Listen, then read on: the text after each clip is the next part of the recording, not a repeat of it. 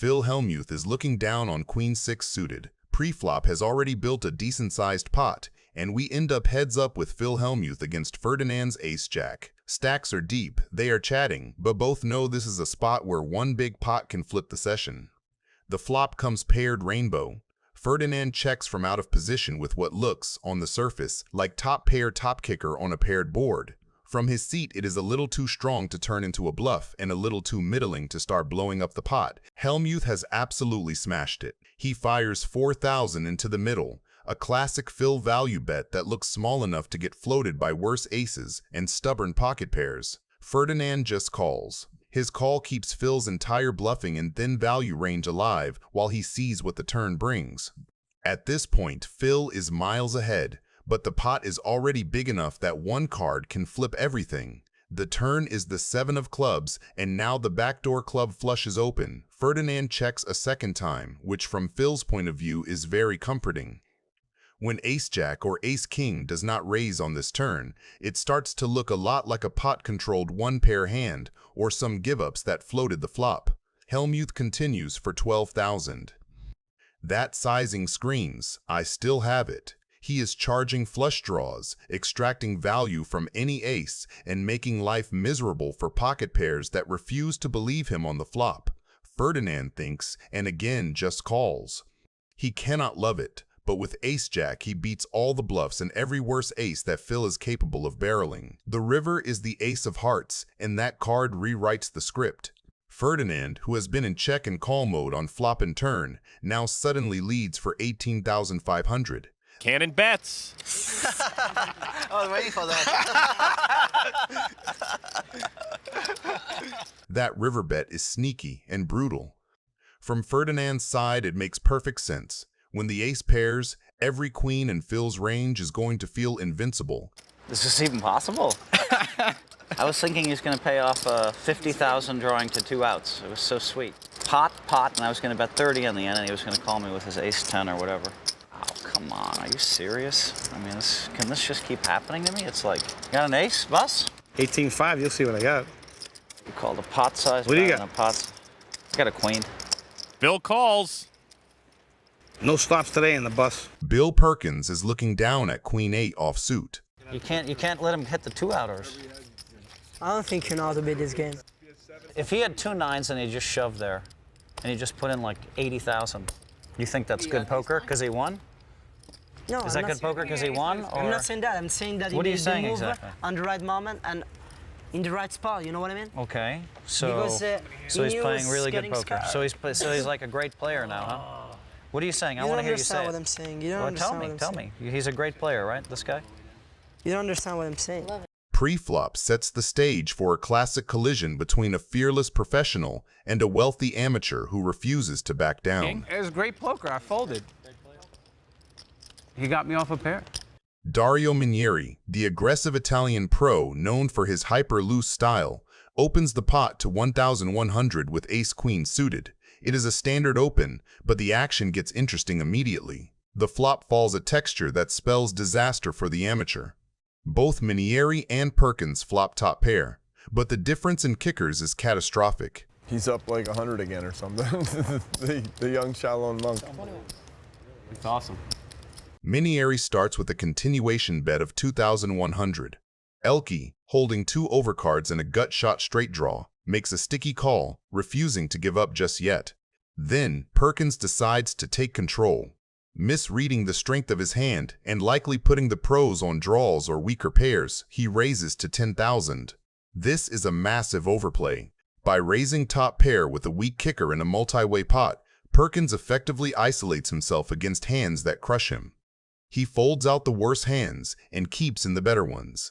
Minieri, realizing he has the amateur dominated, makes the disciplined call. He doesn't need to re-raise yet. He wants to keep Perkins on the hook.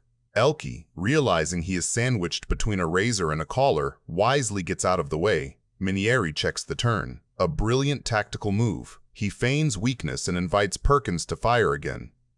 And Perkins does take the bait. He bets 15,000, fully convinced that his queen is the best hand. He is value owning himself betting for value when he is actually behind. 56.1 more. Minieri moves all in for 70,600. Minieri springs the trap. He shoves all in for a total of 70,600. This is the moment of truth. Perkins has bloated the pot with a marginal hand and is now facing a shove that represents extreme strength. You must have me beat. I'm just gonna look at my pocket for a second. Just doesn't go on the table. Just see what I got left. Tell me what you have and look at my face. I bet you Come on, I can't get an edge on that because I'm already made my bet. I did already my bet. Are you gonna show your hand?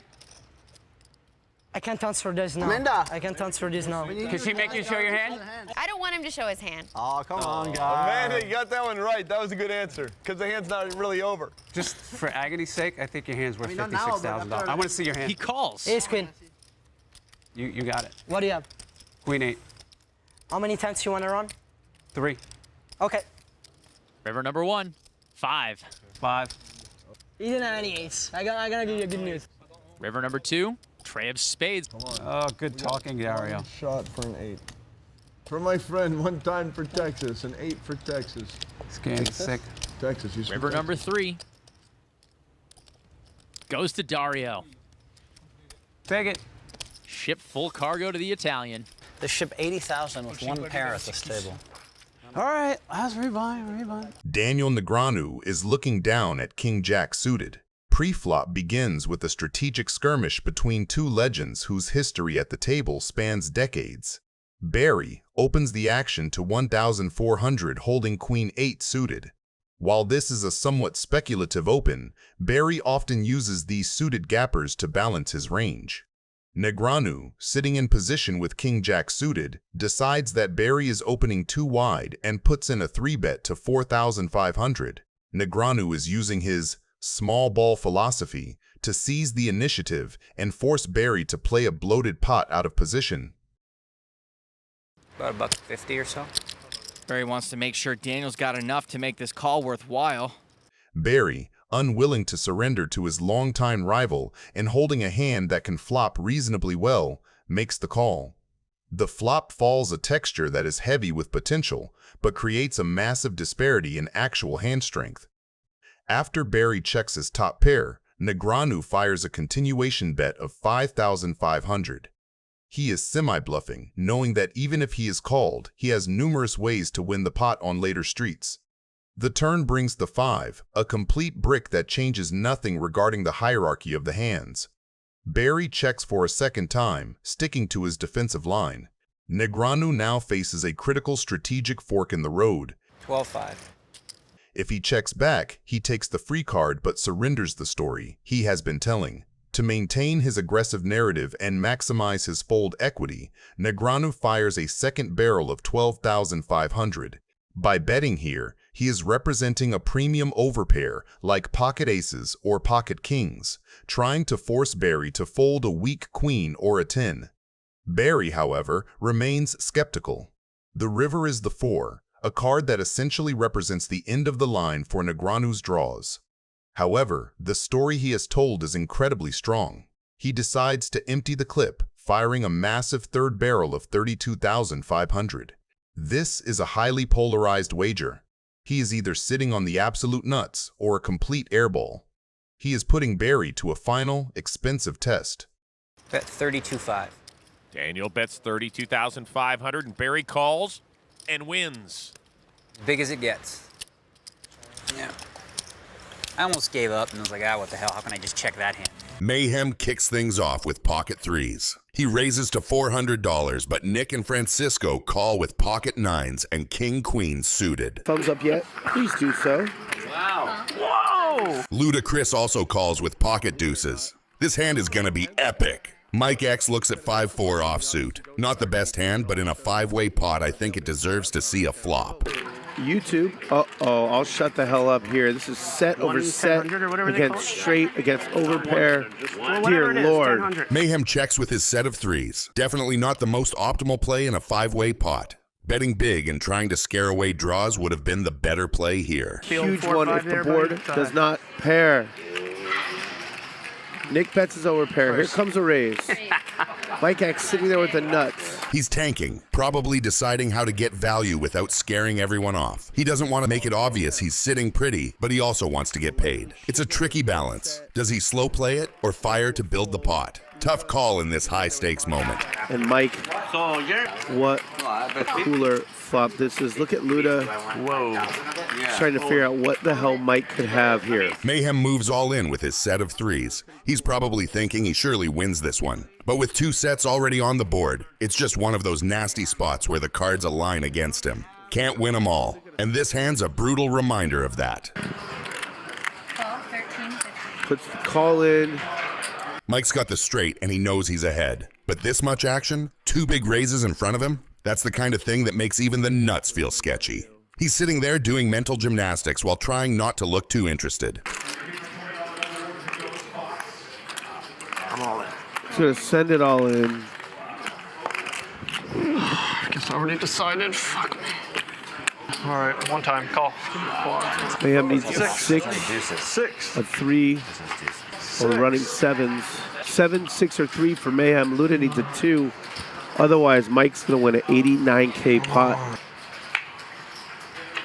Yeah! Oh my God! Wow. No, but Chris wins a massive side pot. Sorry, Mike. Wow. Oh, wow, you called the 6. That's so sick. Wow, that's so gross. Luda ends up winning in this hand. Needed that. Wow. Canit opens the button to 120,000 with pocket aces, a standard linear raise that wants calls from dominated aces and broadways. Haxton defends the big blind, getting a great price. That defend thrives versus late position opens. It flops backdoor straights, occasional 2-pair, and the jack of clubs is a premium blocker that unlocks strong semi-bluff lines on club boards. Effective stacks are deep enough that Haxton's plan is realize equity first, attack later. Wow, what a flop. Top set for Canit, royal flush draw for Ike. On the flop, Canit smashes top set in nut club density, c-bets tiny, keeping his whole range intact and denying equity from random hands. With 1 club and no made hand yet, Haxton's raise would isolate himself against nut clubs and boats. Calling is superior. He realizes equity with his jack-high club while keeping every worse club and many red card bluffs from Canit inside the pot. The turn is the 7 of clubs, and Haxton arrives with the flush. Checking is mandatory. His range needs check calls to protect earlier passivity, and it invites bets from 1 club hands and overpairs without a club. Top set without a club hates facing a check raise, and his turn checking range is heavy on exactly what Haxton targets. The river pairs the queen, double pairing the board with ace and queen. That card is far better for Canit than for Haxton. It promotes ace-queen and pocket queens to boats, and leaves many single club hands stuck as 1 pair. Haxton leads 450,000 into roughly 590,000, avoiding torching value versus boats. Canit responds by shoving for Haxton's effective stack, polarizing to full houses or an extremely rare bluff. Given the turn check, his credible bluffs are thin. A jack-high flush is strong in a vacuum, but not against this line and texture. You win. Let's go. Show me the bluff. It'll be a lot of fun. Don't do it. Tom Dwan is looking down on pocket 7s, but he's up against Dwan Polk, who's raised to $3,000 with 5-4 suited. 99% of players would just fold with Dwan Polk's cards here, but at a cash game of these stakes, the players are mostly playing the players, not the cards. It's a semi-bluff. He's hoping he can steal the pot uncontested. Woo, 14. Tom Dwan raises more than 2 times to pot. This is a classic squeeze spot, punishing Dwan Polk's wide cutoff open by denying him the cheap positional advantage and forcing him to commit big if he wants to dance. Dwan Polk definitely knows he's a big underdog against a small blind 3-bet range. The call here is less about hand strength and more about trying to outplay Tom Dwan post-flop, using position to create fold equity. Dwan Polk opening the suited connector in the cutoff. Tom Dwan puts in the 3-bet from the small blind and flops middle sets. 31,000 in the middle. In 3-bet pots, the pre-flop aggressor usually controls the story, and this board gives Tom all the credibility in the world. Doug's range has a lot of air here, so Tom can lean into that advantage and apply maximum pressure, knowing position alone won't save Doug if the bets start piling up. Dwan Polk is going to float. I don't know why, but I thought Warren just said all in for a second, and I was like, whoa. Needs running cards to make a hand The 6 of hearts on the turn gives Doug Polk an open-ended straight draw, and knowing his maniac style of playing, it could cost him a lot of money. Could win on the river with an 8 or a 3. Software. Let's get this shit going. This should be, yeah. Another half pot bet. 115.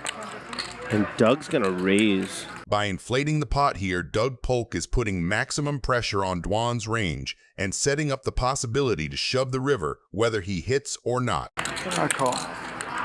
Interesting. Battling. Tom Dwan knows Doug loves bluffing, so he checks to trap him. 420. 420. What are we doing? You win. I know I win, probably. Uh-oh. Phil Helmuth is looking down at King 10 offsuit. So the fans at home, no one even has a chance of understanding it. There are some fans at home that are like, oh wait, I see Phil's playing just based on reads. Call. And you know, but then they don't understand the subtlety of the trapping game. Raise. 1,000 then. Boom. The trapping game's a long-term game. We head to the flop 3-way, with Phil out of position and holding a marginal hand against a pre-flop raiser who likely has him crushed. This is a chaotic texture. JR has flopped middle set with his queens, a monster hand, but on a monotone board, he is terrified of the flush. Phil is chasing, but he also knows that his 10 of clubs is a powerful blocker. If the 4th club hits, he can represent the nuts even if he doesn't have it. Turn. I will not be offended. Yes, you will. Yes, you will. Here, Helmuth makes a move that baffles modern pros. He leads out, a donk bet, for 6,000. This is Phil trying to seize control of the pot cheaply, perhaps sensing that JR is scared of the ace or the flush. JR, however, is not buying it. Holding a set, he raises to 19,000. He wants to charge Phil for drawing. Keating folds, but Phil makes a stubborn call. The fuck do you have? Aces and queens? What is Helmuth doing here? Call 13,000. Is he going to represent a club? Well, the river's a 5. He's got king high. Keating and I are going to chug a beer. What's going on here? Old world style. If you guys have a porno, I'll have one. What? 22,000. He calls with king high. Mr. Reed. What a read. Wow. Well, I think that was someone's table, Chamon. Flabbergasting. That was their Corona. Okay. Fuck, I got fucked up because of the app game. This JR bluffs all his money off on the app game. Just a big ace is good enough to lead out just so he could bluff me. I let out just so he would raise. He fell for it, but he had a set. Later I'm going to lead out with the nuts he's going to raise. I have to. You won all that money? I called you with ace 10. Yeah. You won all that money because of the app game. Guys, but now it's my turn. Freebird, just have a Corona. I forgot how tight you're playing today.